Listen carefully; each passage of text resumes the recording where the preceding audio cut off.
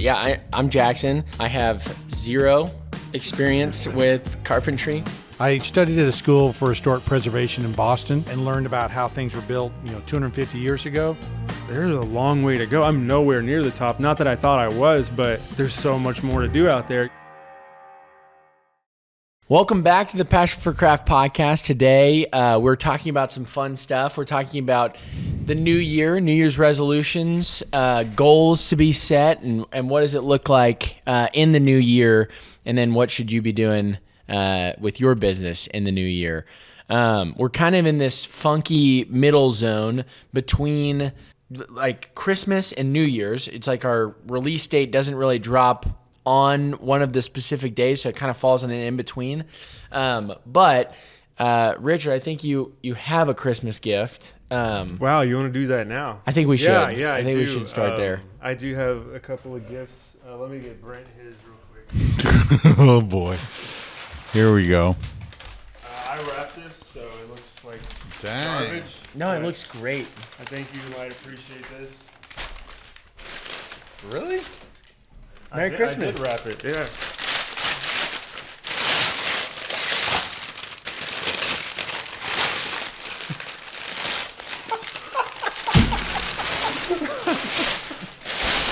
Thank you so much. I figured that'll get you started with your shovels. That's a starter pack. If you want more, I can definitely give you more.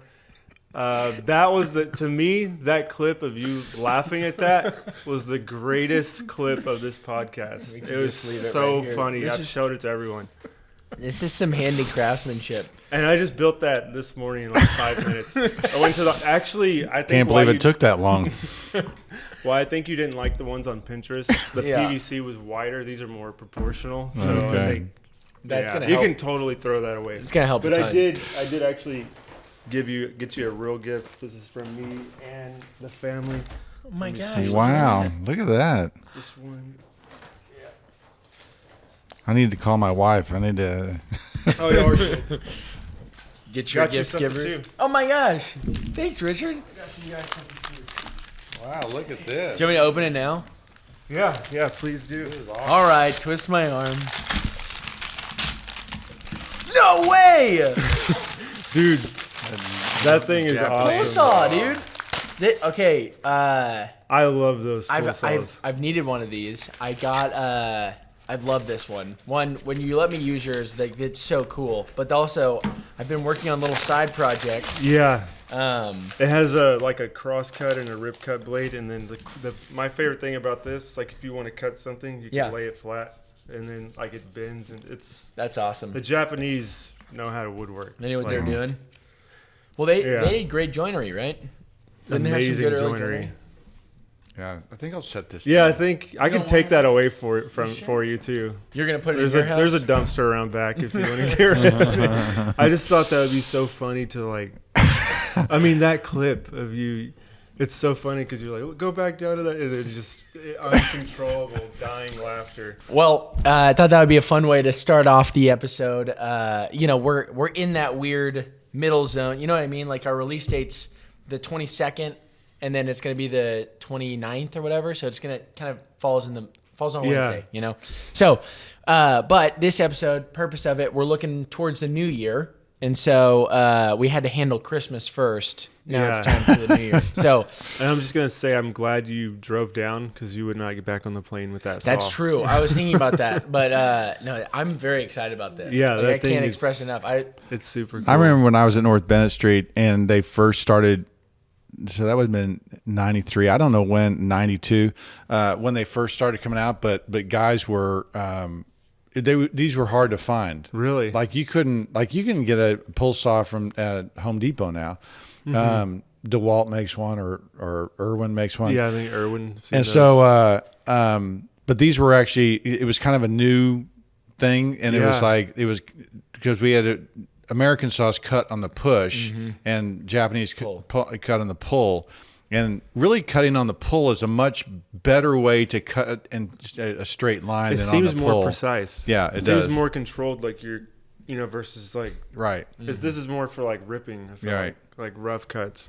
What's So- your opinion on Japanese joinery and architecture? It's world class. Yeah. Yeah, I mean it's really impressive. I mean the things that they were building and the joinery and some of the joints that those guys cut into their timber frames, it's freaking. They're wild. Yeah, that's crazy. I took a class on architecture, and it wasn't like an American architecture class. It was like a world architecture class. And when we talked about like the Japanese stuff, one of the things that struck me about it is a lot of their, and I'm not an expert in their like religious anything, but that some of their like religious significance or spiritual significance behind some of their buildings required that they rebuild them with like the same material like over and over again. And so they actually did a lot of restoration where they would have these like grand wooden structures, take them down piece by piece, sand, refinish, and then pop them back up there into this structure again. You know what I'm talking about? Yeah, and we would, think about what they're doing. And then I'm always talking about my videos, learning from the past. But imagine taking like, the Parthenon or the Pantheon and taking it apart and rebuilding it, right? Yeah. One, you wouldn't do that, but Yeah. but the things that you would learn about the way they built that thing, right? It just would be because you'd have to you'd be doing it this exact same way, Yeah. right? And you'd actually have to, let's say something was busted, you'd have to fix something to put it back in place. I mean, your skill level would be pretty high after you learned to do it like they used to do it. Yep, I've actually bought things with the purpose of deconstructing them and like learning about. Yeah, you them. learn a lot that Salvage way. things. Yeah, for sure. Yeah. I always tell guys that being a good trim carpenter, one of the things that helped me a lot was working on historic buildings and actually, trying to build it the way they and copy and mimic that teaches you a lot. Well, and then I know that we always kind of talk about like where does modernity fall into everything else, but then the question is easily answered of like, is this new tool that does this job better doing the job better, or is it not? Because if you have the ability to do it like the way it was originally done, then you bring in a new tool and you're like, okay, is a CNC router gonna do justice to this door? Or Yeah, whatever? you're talking about the technology. Right, but I'm just saying you can advantage. speak into the technology that you're using better, because a lot of times people just go, "Oh, it's easier if I, Right. do whatever." I don't need to do that anymore, and, Right. and they forget They forget a an skill. important piece. Yeah. So, and it's interesting. I'm just imagining trying to like deconstruct the Pantheon, like that dome. Like, how are you doing that? Yeah, Like, you're not. That's Jackson pulling out a stone and it all caves in. Like the foundation. Give on me that. a pry bar. Yeah, no, that's I don't even know how that is constructed. Well, but even like in North Bennett Street, we'd take down barns. We document the barns and then we restore them and then put them back together. And that's closer to the Japanese temple. Yeah. But you were doing that to learn about the joinery, to learn about draw joints, to learn about all the different things. Was that you all were getting paid to do that? It was part of or was a class like set up to do it? barn class. No, the school and the instructors had relationships out in the community, and we would get calls and said, "Hey, there's a barn we don't want anymore. Y'all want to come take it down?" And then someone else would say, "Hey, you guys have a project," and okay. so it was just bartering and doing work in the community. We weren't. Free labor. Yeah, it wasn't free labor. It was there was all It's like towards a community teaching. effort. Yeah, and they had to find projects that were big enough where 12 students could all work on it and not get lost. So Yeah. Yeah, Well, you'll be finding that out. yeah, can't wait. Speaking of which, when do you do that? That's not this year, right? It's this coming fall, so So that's part of your new year 9 months. that's a part of my Wow. New Year's resolution to to get over become there. a carpenter. So why don't we start there, Nice. Jackson? Why don't you tell us what your New Year goals are? Well, yeah, my New Year's goals are, well, right now I'm in a completely separate job, so I'm really not in the field. So I think we'll burn through mine because I think it's less interesting. But I think finishing well. I've got to transition. I've got 6 years of relational work in my ministry, and so got to transition off to a new person really well and make sure that they're doing a good job, stewarding the stuff that we've been given. So, and then just typing up a full document of this is what I think through on the regular this is this event, all that stuff. So doing that well, and then moving to a new place well, and trying to get all settled in Boston with my wife and kids. And then kids. Is there something we don't know? Sorry, kid. Okay. Singular. Yeah, that's a good clarification. My dog is the other kid, I guess. We'll count him. But yeah, so transitioning well, I think, is just a big one. And then getting settled in well so that I can set myself up success for just learning. Yeah, and that school's like a year, 2 years? It's 2 years. So you'll be there for 2 years. I'm saddled up for like, I don't know, just sitting in some great learning. Are you still going to fly to do the podcast monthly? Yeah. Nice. I will. Maybe we could go up there.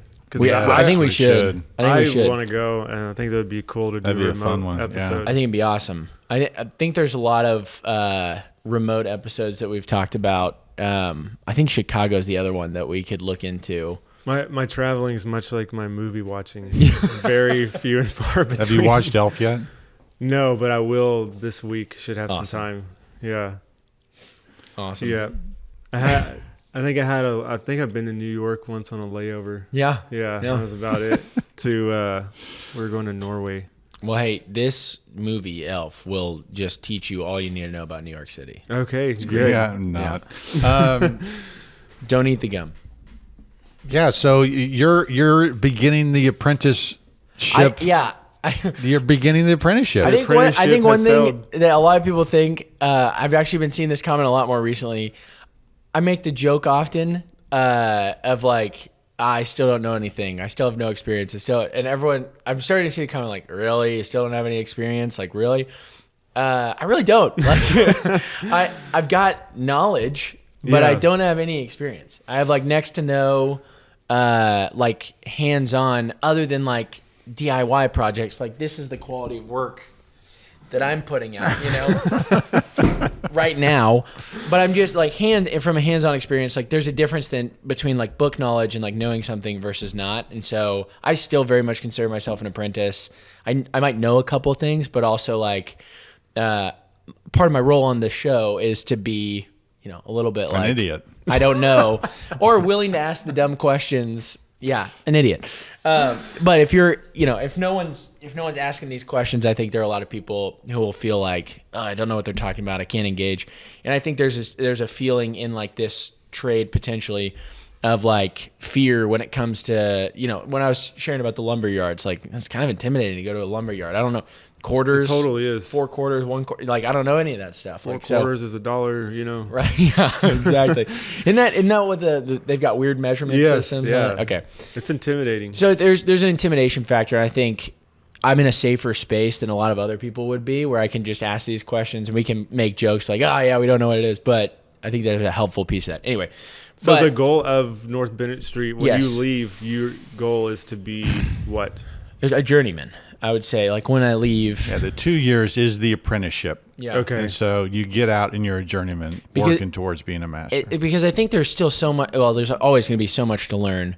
Mm-hmm. But even just leaving North Bennett Street, like, take the average guy on the street. Hopefully, I know more than them, but they're going to know more about finance or whatever they're involved in than I am, which is great. So I think right now, I feel like kind of a jack of all trades, master of none when it comes to stuff, where it's like, I feel like I could speak into a little bit of architecture, a little bit of building, a little bit of stuff, but I know nothing in the grand scheme of things. And so that's what I'm hoping to walk away with learning for those 2 years. So I guess as a 2-year answer to what's your next year goal.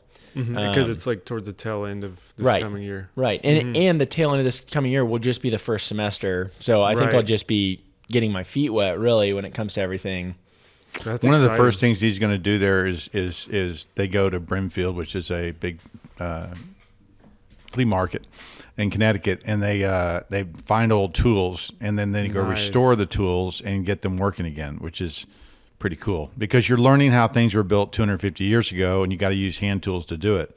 So, the whole premise is that once you know how they do it historically, you can build anything. And so, all the stuff we're building today is easy. It's easy compared to the way. I mean, look at that. I know. Yeah, I cut it on a diagonal and everything to get the screw in there. I mean, that was genius. Yeah, thank you. Found that on Pinterest. Real modern marvel, Richard. Yeah. Yeah, that's my goals. What about you? Well, my goal is to continue to grow as a business owner. I've actually been looking at some shop space, some little rental shop Whoa, space. nice. I've Awesome. been looking at some old machines that I might be able to get a deal on. Pretty cool. Some edge banders and, panel saws and stuff like that. Nice. So the space I'm looking at now is over here near the stockyard area, and it's like 1,900 square feet. And I'm dealing with the guy right now, but he's like, I don't know if the owner wants people woodworking in there or whatever. But it is an industrial space. Yeah. But there's a lot of those places, so I'm kind of waiting to hear what. But that's like close to my house. So You said a panel saw and an edge bander. Well, these are tools that Tom has in his shop, and we've been working there. I'm like, dang, these are nice. Like, I want to get these, just stuff like that. And then, of course, I want to go back to your shop because now that I know more about shop stuff, I want to go see what you have, like get some ideas. I was gonna say we haven't had a shop episode yet. That'd be a really cool one. Because I don't think Ashley will appreciate me going there because she's gonna be like, he's gonna spend so much money on these things. But it's a huge investment. Like machines, like my little panel saw with the combination and everything, that was $12,000. I mean, that's a huge investment. My bandsaw was $6,000. And all the other hand tools and everything. But these machines, like on your level, I mean, that molding machine, how much do you think that thing? It's $100,000 easy or more. I mean, that's. I don't think I'll get a molding machine, but just those types of machines, they get up there. Well, we'll make that part of this conversation because you're setting up a shop, right? Yes. And so you've gone from the garage shop, you're going to the next level, and the tools you decide to buy, determines the work that you're. Now I'm kind of poking fun at you because I don't think you should buy an edge bander. Okay, that's what, just for layman here, what is an edge bander? Like, what is that? It's basically what function does it serve? I'll say it the ugly way. You can say it the nice way. It's basically a tape machine that tapes a piece of like maple or oak onto the edge of a piece of plywood to make it look like it's a solid piece of oak. How would you say it? I mean, I agree. I don't think I could say it any more simpler than that. Yeah, I mean, an edge band comes up in a big roll of, like tape, but it's pre-glued or well, I guess depending on what machine you had, it'd be pre-glued or unglued, and then the machine can dispense the glue into it. So you're against edge banding. I'm just now figuring this out. I am. Wow. Did you think you'd be pro it, knowing everything you know about him? No, I think if I really thought about it, I would probably like if you just what does Brent Hole think about edge banding? I probably would have said like he doesn't like it, but I think it's smart, right? Because you can use a big sheet of plywood as a panel, and it's not going to warp. I think it's practical, right? But it depends. I'm being facetious and kind of poking fun at you, but I'm also You're a purist for sure. well. But I'm asking you. I mean, like, if I was going to be a production cabinet shop, I'd have an edge bander, okay? But I wouldn't have an edge bander for stuff like that you're currently building. Because I see I don't think we'll be a production cabinet shop. I think we'll just be like a small millwork. Right. thing. So edge banders can be, $50,000, $100,000 for a big edge bander at a production cabinet shop. So I'm like, I look at that machine and I'm like, an edge bander. I mean, as much as a pain in the ass is to iron them on, okay, because you're Festool heating. makes one. Yeah, you're.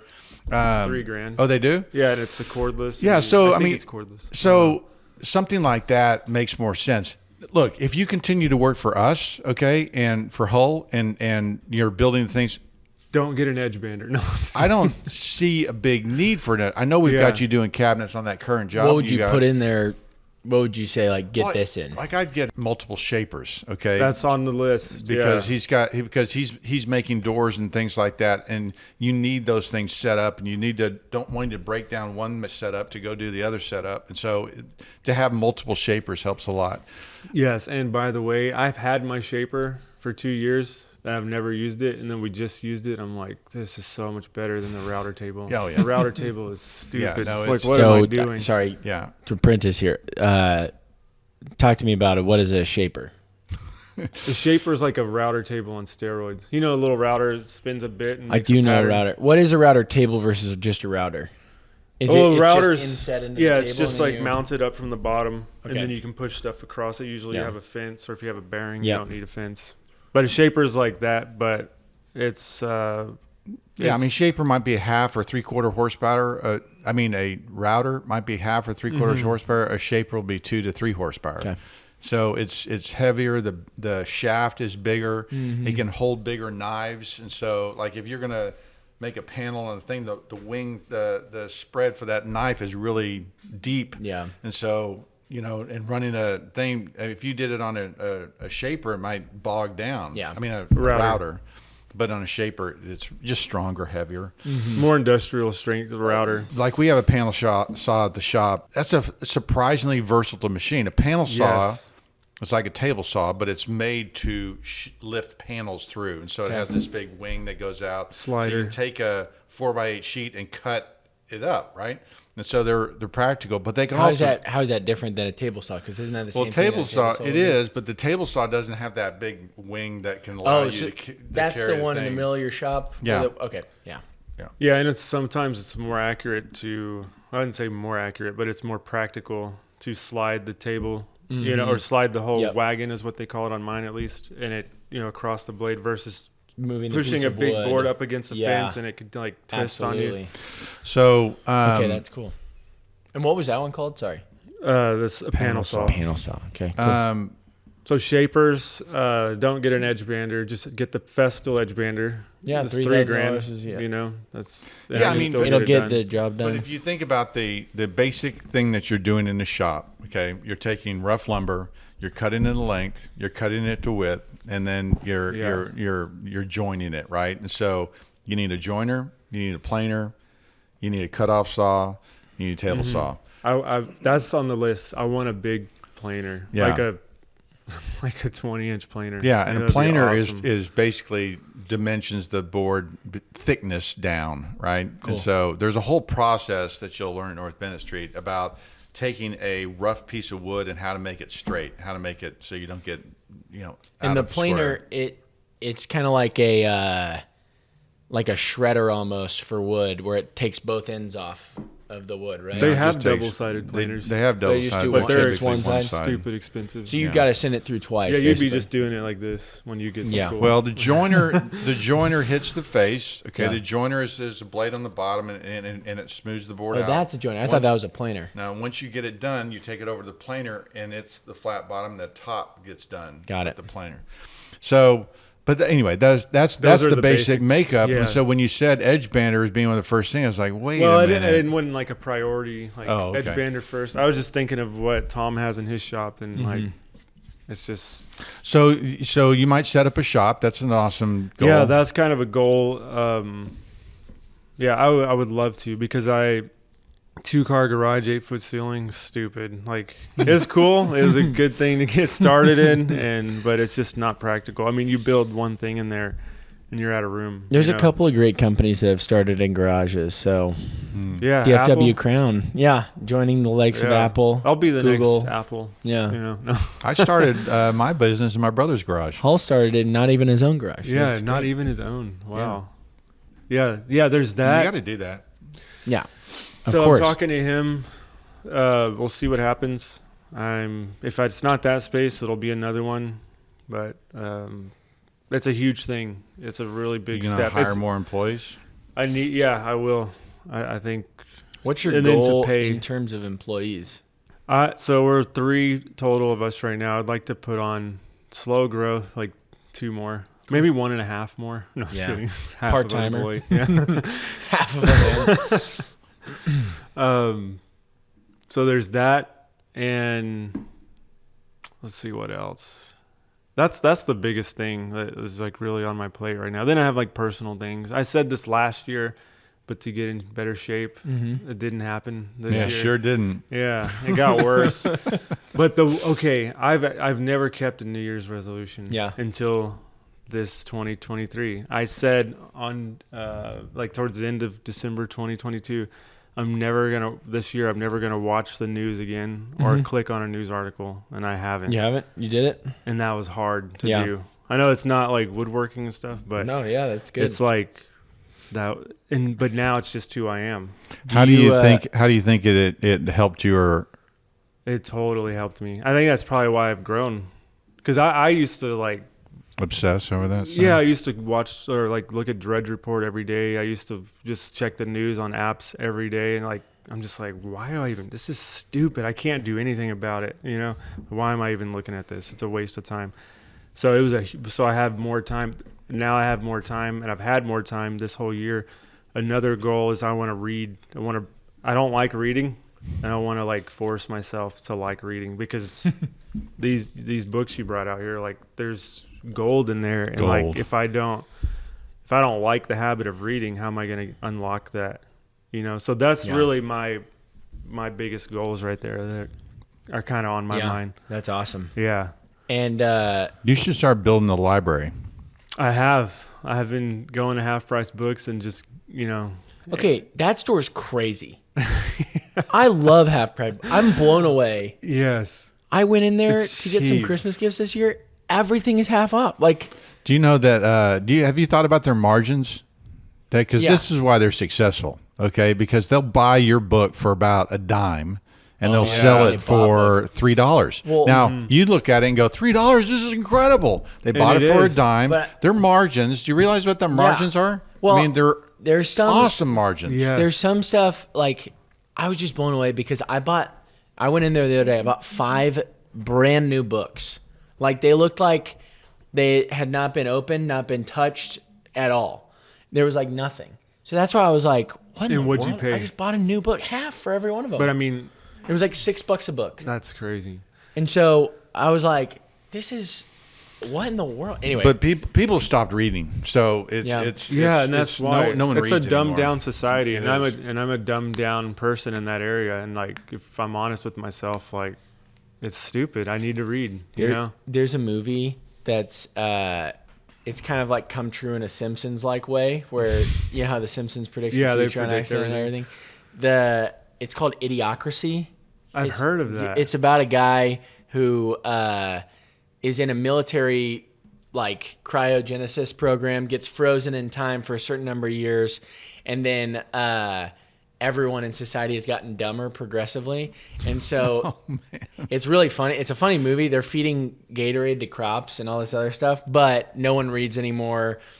People are like, they're doing an IQ test for the guy, and all he has to do is put like a star-shaped block in a star-shaped hole, and he does that thing, and then they're like, he's the smartest man alive, and it's like all this stuff. And Dude, that reminds me. Have you seen Wait, is that a movie? it's a movie. It's hilarious, but it just That's it funny. reminds me of like, you know, no one reads books anymore. Everyone audiobooks now, and like I was about to make a joke. Do they have those in audiobook? But it's like it's one of those things where, you know, we're losing a lot of these cool things. But if you have the skills still, it's still cool. So Nate Bargatze has a joke that's like the opposite of that. Like Yeah. if he went back in time, they wouldn't be able to tell. They'd be like, "Well, if you're from the future, who's the Prove next it." president?" He's like, like he doesn't know anything.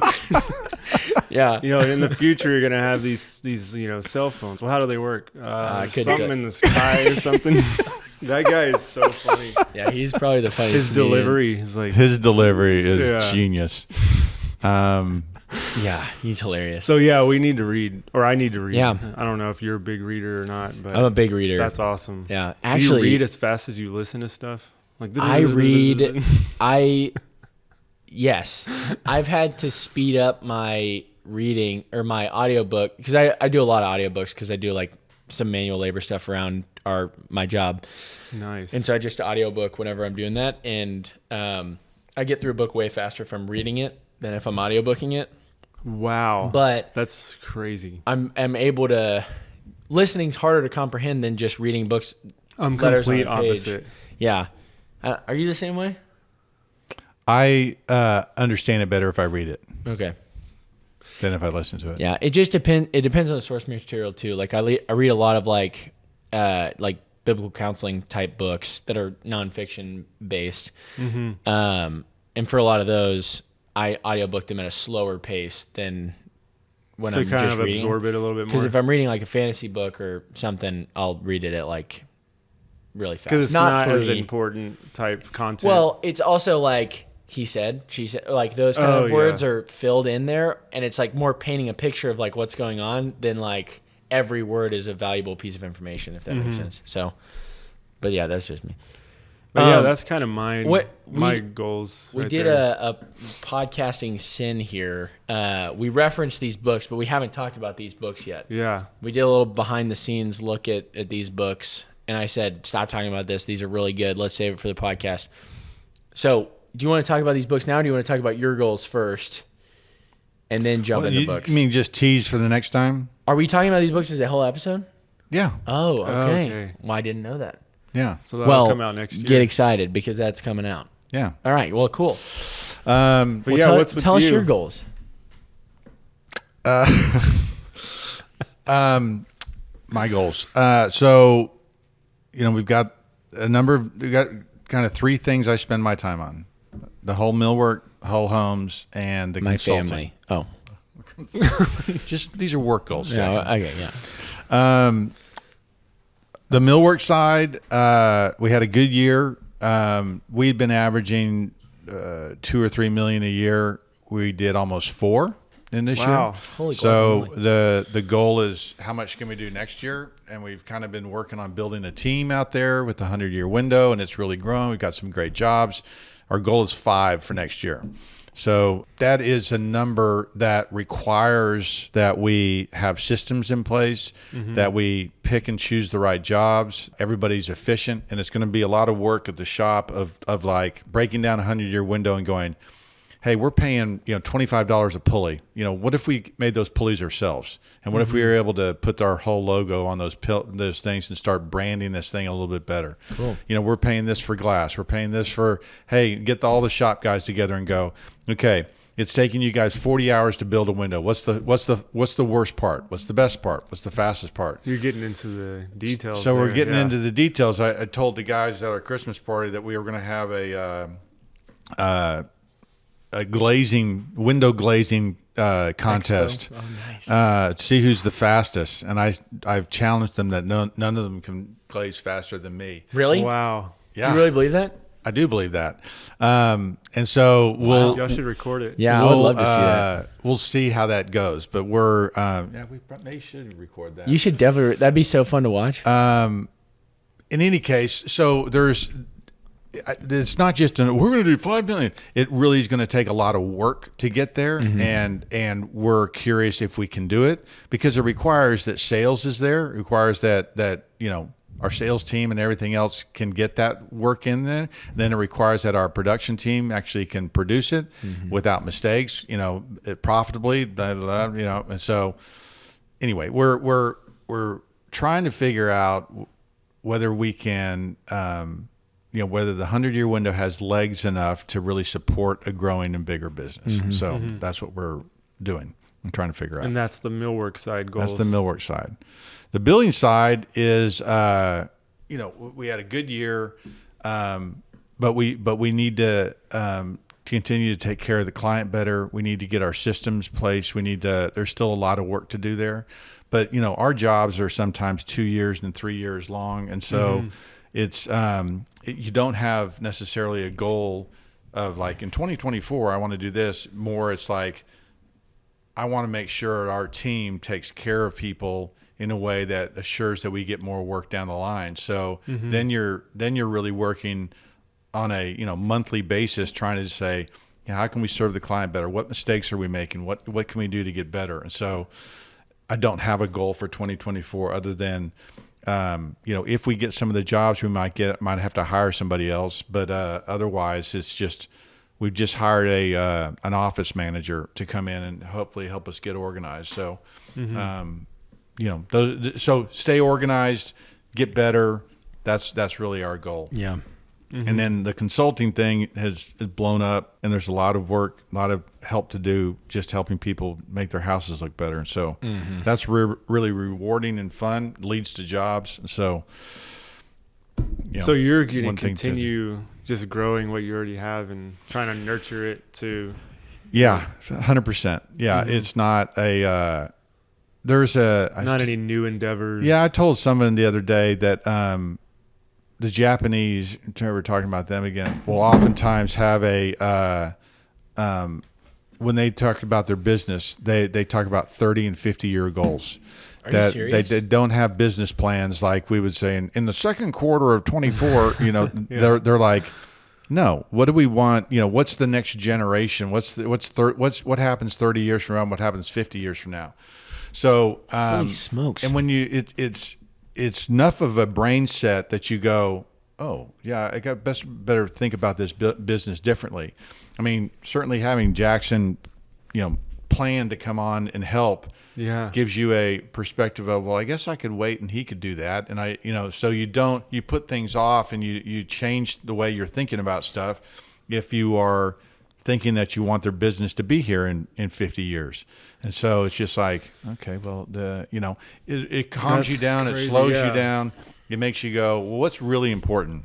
And what's really important is that we serve each customer, really well, on a monthly basis, right? Yeah. And so you don't think about 24. You think about... Yeah, I think as Americans, too, we're like the exact opposite of... We don't even think about, like, next week a lot of times. Yeah. They're thinking 30 years out. I was talking to a lawyer last night, and he was telling me about his business and that his dad's a really big attorney in Texas. And apparently, the buyout and one of the goals for a lot of people in their business is to grow it really big and then have someone buy it, right? That payday when you can be all done. And his company, his family's law firm has basically resisted that. And I said, how often will we get offers for buying it? He goes, once a month. That people will come in from New York and LA and they want to have a presence in Texas, so they want to buy a firm and they want a name and things like that. And so they already have the staff. Yeah, and so it's just they do these roll-ups and they do these, they put venture money together and they go and they build a big law firm. And he's like, going against that, right? And so a lot of people, I think, in America think that the win is when you get to sell your business, and that 30 or 50-year plan is anti that. Mm-hmm. Well, if I'm approached, I'm out, guys. No, I see. Well, having children too is like, it kind of makes me like, man, I need to get these guys like something, like leave them with something. However big it may be. So I'm not out. But what's funny is like getting this shop, I was like, it sounds stupid, but I'm like, I'm actually committing to this. If I get this shop, I'm like, but you've been doing this so long. I'm like, I'm finally committing. Yeah. Is that what you're thinking? Yeah, because I'm like, we're getting married now. Like, we're moving in together. You know? The ring. Yeah. Yeah.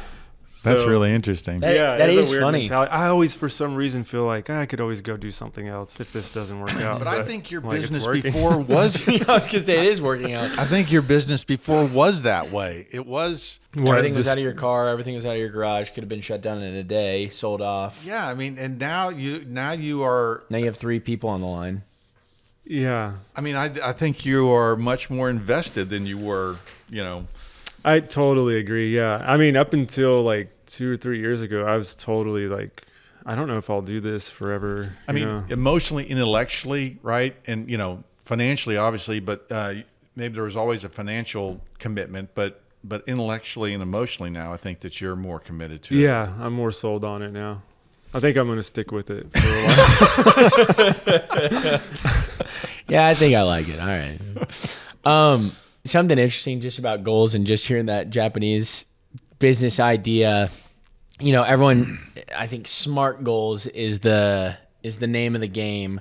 What do y'all's take on SMART goals versus just having an overarching idea of like betterment? And I think a specific goal is SMART better. stands for I pulled it up before because I knew I'd forget it, but it's specific, maintainable. Here, I'm gonna just go to Google. Specific, measurable, achievable, realistic, and timely. So you're making sure that it's all of those things. I'm It's totally a SMART for that. goal. Okay. Because I would have done, if I would have just said, I'm going to try not to like look at news stuff, I wouldn't have done it. Yeah. I had to like be like, no, you're not looking at any news stuff. Yeah. At all. And another thing, another goal, getting into stuff that's not passion for craft related, but I'm going to not eat processed food. Yeah. And I already started that at the beginning of Nice. December. And the thing was, you're not going to eat any processed food at all, just whole food. I'm already deep. Feeling better? Yeah, I'm already into this, Yeah. So, but I've tried to just be like, all right, I'm going to try to do better. And it's like, what does that mean though? What is it? For sure. It's got to be specific. I feel like. Yeah. I actually don't agree with all that. You're anti-SMART goals? No, I mean, for some things it makes a lot of sense. For It's a personality thing too. but it's not. If you create a 50-year business plan, that is not a SMART goal, measurable, achievable, time, whatever those things are. It's like you're more guiding a ship towards a distant thing than you are saying, well, on day one we're going to get, and we're going to be able to, and we're going to know we're done that. And it's just not doing that. And so, I'm 3 years into my business. 30 years. This will be 31 years into my business. And I have much different mindset about, the company than I did when I was, your age. And so it's, when I was your age, I was like, I got to grow this. I want to be the biggest. I want to be the best. I want to, and so, but now I look at it and I go, no. I just want to take care of our customers one at a time, really do well, go on to the next one. And and that is the business. Definitely. That's the business plan for success, right? No advertising, word of mouth, you're the best, you're the most knowledgeable. And so, anyway. I totally see what I you're agree saying. a lot with a lot of that for some things. I was but going to say, don't. you did in a way describe that. Like you just narrowed down, you're just pulling the realistic angle pretty low. So you're like going, hey, or not pretty, it's not a low level of realisticness, but it's like you're saying, hey, it's not realistic for me to set each and every one of those goals for every client, for every year or whatever. You're saying what's realistic for my company is to say we're going to take care of each client, and then that's achievable, that's measurable, because you make sure the client is well taken care of so that they go speak word of mouth well. Specific, maybe not super specific, but anyway, No, you see what I'm saying? Yeah, and I think you're catching some of those things. There's like a personal.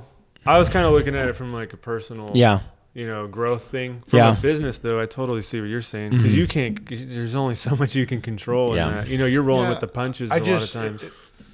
And it's interesting that you bring that up, because it's also like if your goal is a financial goal, that's there's a metric that you can watch and you can track. Yes. I don't have a financial metric, and so mine is performance or excellence or whatever that thing. So it's how do you measure excellence? It's a gray area.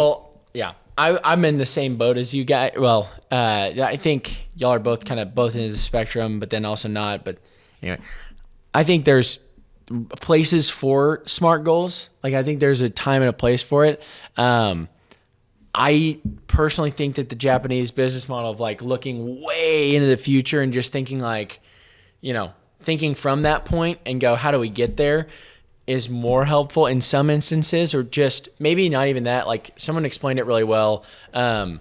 Like in sports, you can have just use basketball as an example. You can have a 1v1 partner who's like good at basketball, about your same skill level, but just a little bit better than you. You can play them every single day, but really you're going to only get as good as they are good, because past a certain point, you're going to start beating them in one-on-ones, but you're not going to improve past that point. So if your goal is, I want to beat John at basketball, you're only going to beat John at basketball. But if you say, I want to be the best player that I can possibly be, then your mindset switches in a way to where you're like, okay, my goal as a whole is just to be the absolute best player I can be. It's the same thing in a business. Like you can kind of set it up as, we want to be the best business as we can be.